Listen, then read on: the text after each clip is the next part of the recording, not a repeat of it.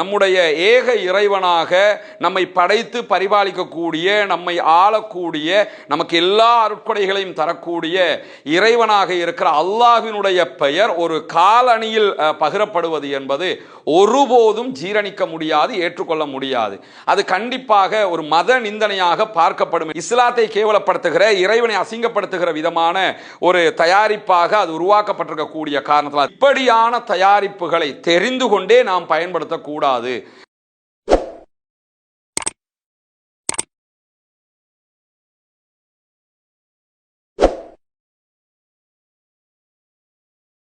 அன்புக்குரியவர்களே, நேற்று இரவுல இருந்து சமூக வலைதளங்கள்ல ஒரு செய்தி பரவுறதை நீங்க எல்லாரும் பார்த்திருப்பீங்க.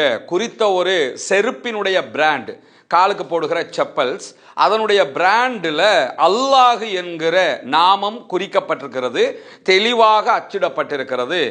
இந்த பிராண்டு இலங்கையில் விற்கப்படுகிறது, எனவே இதை தடுக்க வேண்டும், தவிர்க்க வேண்டும் என்கிற கருத்துப்பட தான் அந்த வீடியோ பரப்பப்படுறதை நம்ம அத்தனை பேரும் பார்க்க முடிகிறது.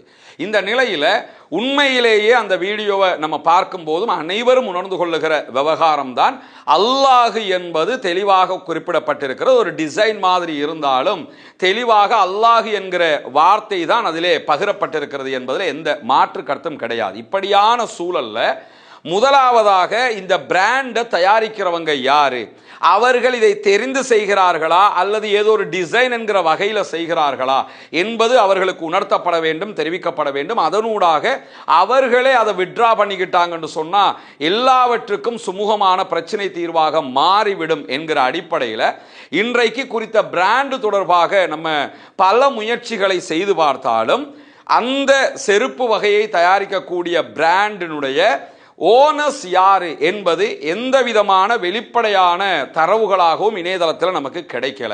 இந்த கம்பெனி தான் அதை தயாரிக்கிறாங்க என்கிற செய்திகள் கிடைத்தால்தான் அந்த கம்பெனியோட நேரடியாக இது தொடர்பான தகவல்களை நம்ம கேட்க முடியும். ஆனால் எந்த இடத்துலையுமே இந்த கம்பெனி தான் இதை செய்கிறாங்கங்கிற தகவல் கிடையாது.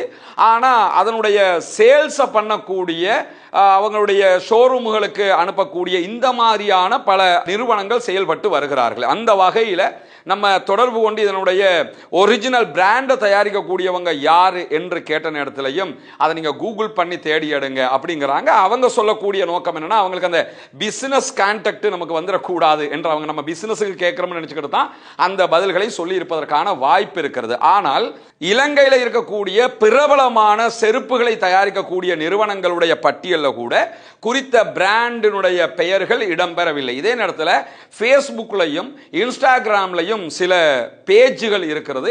அந்த பேஜ்களில் சில நம்பர்கள் கொடுக்கப்பட்டிருக்கிறது. அந்த நம்பர்களுக்கும் பல விடுத்தம் நம்ம தொடர்பு கொண்டுட்டோம், நீங்க தான் இதனுடைய ஒரிஜினல் ஓனரா என்று அவர்களோடு பேசி இதனுடைய நிலையை தெளிவுபடுத்தி அவங்களே அதற்குரிய ஒரு முடிவை சொன்னால் நன்றாக இருக்கும் என்கிற வகையில், பட் அவங்களையும் நம்மளால ரீச் பண்ண முடியலை. இப்படி ஒரு இக்கட்டான ஒரு சூழல் இந்த குறித்த செருப்பு பிராண்டு தொடர்பாக நம்ம பார்க்க முடிகிறது. இந்த நேரத்தில் தான் சமூக வலைதளங்கள் அது பரவலாக வைரலாக பரப்பப்படக்கூடிய நிலையையும் நம்ம பார்க்க முடியும். இப்படி ஒரு இக்கட்டான சூழல் இருக்கிற போது நாம் என்ன செய்யலாம் என்பது இந்த இடத்தில் மிக முக்கியமானது. ஏன்னா நம்முடைய ஏக இறைவனாக நம்மை படைத்து பரிபாலிக்கக்கூடிய, நம்மை ஆளக்கூடிய, நமக்கு எல்லா அருட்கொடைகளையும் தரக்கூடிய இறைவனாக இருக்கிற அல்லாஹ்வினுடைய பெயர் ஒரு காலணியில் பகிரப்படுவது என்பது ஒருபோதும் ஜீரணிக்க முடியாது, ஏற்றுக்கொள்ள முடியாது. அது கண்டிப்பாக ஒரு மத நிந்தனையாக பார்க்கப்படும் என்பதிலையும் எந்த மாற்று கருத்தும் கிடையாது. இதற்கு எதிராக நம்ம சட்ட நடவடிக்கை எடுக்கிறோம்னா கூட இதனுடைய ஒரிஜினல் தயாரிப்பாளர்கள் யார் என்பது கண்டறியப்பட வேண்டும். அதற்கான முயற்சிகளை நம்ம தொடர்ந்து முன்னெடுத்து கொண்டு வரக்கூடிய சூழல்ல சகோதரர்களுக்கு நம்ம தெரிவிக்கிற ஒரு அன்பான அறிவுரை என்னன்னு கேட்டா, இந்த குறித்த பிராண்டில் இஸ்லாத்தை கேவலப்படுத்துகிற, இறைவனை அசிங்கப்படுத்துகிற விதமான ஒரு தயாரிப்பாக அது உருவாக்கப்பட்டிருக்கக்கூடிய காரணத்தால் தெரிஞ்சும் செஞ்சிருக்கலாம், தெரியாமலும் செய்திருக்கலாம், எப்படி செய்திருந்தாலும் அது இறைவனை கேவலப்படுத்தக்கூடிய விதமாக இருக்கிறது என்கிற காரணத்தினால நம்ம முதல்ல என்ன பண்ணலாம்னா, இப்படியான தயாரிப்புகளை தெரிந்து கொண்டே நாம் பயன்படுத்தக்கூடாது. ஒரு காரியத்தை நம்ம செய்ய போறோம்னா இதுக்கு பிறகு பிறகு ஒரு செருப்பை வாங்குறீங்கன்னா அதில் அப்படி இருக்குதா என்று பார்த்து விட்டு நம்ம வாங்கணும். இந்த மாதிரியான செயல்பாடுகள் இருக்கக்கூடியவற்றை நாம் பயன்படுத்தக்கூடாது.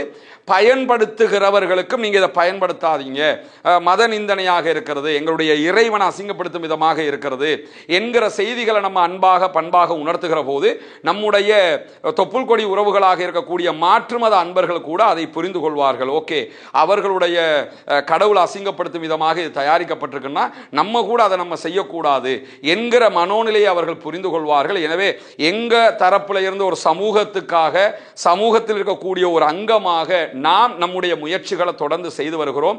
சம்பந்தப்பட்ட பிராண்டை ரீச் பண்றதுக்கு இதே நேரத்தில் சில சமூக வலைதள பதிவுகளில் நம்ம பார்க்க முடிந்தது, சம்பந்தப்பட்ட பிராண்ட் வந்து பகிரங்கமாக மன்னிப்பு கேட்டிருக்கிறாங்கன்னு உறுதிப்படுத்தப்பட்ட வகையில் இதுவரைக்கும் அப்படி எந்த விதமான உறுதியான செய்திகளும் வெளியாகல. சம்பந்தப்பட்ட நிறுவனம் எதுன்றதே தெரிய முடியாத நிலையில மன்னிப்பு கேட்டுட்டாங்கிறது எங்க இருந்து நம்ம தேடி எடுக்கிறதுங்கிற கேள்வி இருக்குது. நீங்க எங்க போய் தேடி பார்த்தாலும் இந்த பிராண்டை தயாரிக்கக்கூடிய ஒரிஜினல் கம்பெனி எது என்கிறத தான் நமக்கு ரீச் பண்ண முடியாம இருக்கு. ஆனா எல்லோருமே எடுத்து விநியோகிக்கக்கூடிய, பிசினஸ் பண்ணக்கூடிய இடத்துல இருக்கிறாங்க.